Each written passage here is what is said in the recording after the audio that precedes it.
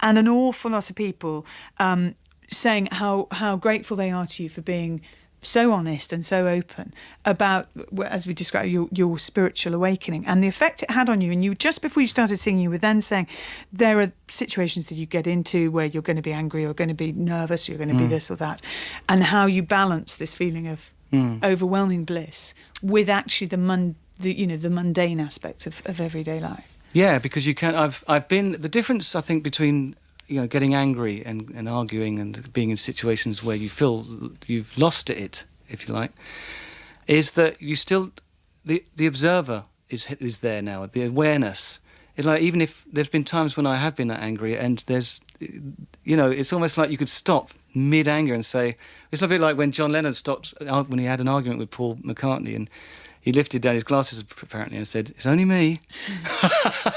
It's like you have this observer, you know that you're being unconscious and you've lost it in that sense. It's like just then when the amp wasn't working and you're getting stressed, you know that there are just things you have to do. You just learn how to work it, breathing, deep breathing.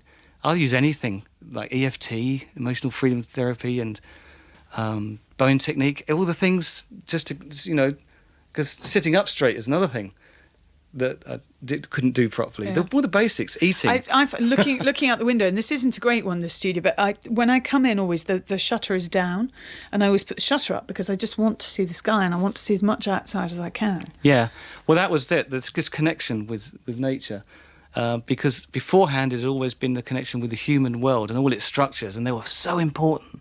And then when they fell away, you just have the sun, and you have your breath, and you have nature. And when I remember the first time I went out and just stood in nature. I was looking at the grass. The grass was it was different. I looked at it and I was crying at everything. I looked at the grass and just thought, that is the most beautiful thing I've ever seen. And I was the grass, and the grass, I was the same thing.